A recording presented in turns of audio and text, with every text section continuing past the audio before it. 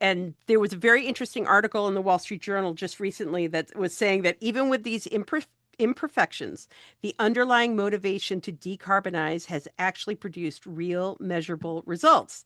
The market was flawed, the work still moved the needle. That both things are true at once, which I love things like Right. that. And there was a recent report that a lot of folks in my world love from PwC that says that companies aren't abandoning the goal because the accounting got criticized. They're actually getting more rigorous about it. And so the scrutiny isn't killing the motivation, it's disciplining it, which is exactly what we Mm, need.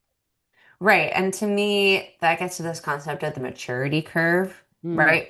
So if we think about like where are we finding hope, which is a term that's thrown around a lot, but I think in this regard, it's where is the industry moving and how do we continue this for the next decades, right? We spent so long in this binary, good, bad, pass, yes. fail framework. This offset is junk. This company is greenwashing. This pledge is hollow.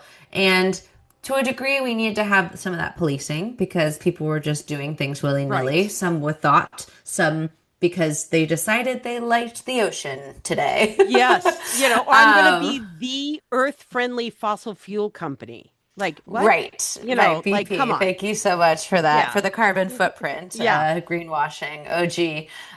But it also trapped us, right? If there's only two options, perfect and fraud, you make it impossible to talk about the messy middle, which is where most of the actual progress happens. Yes.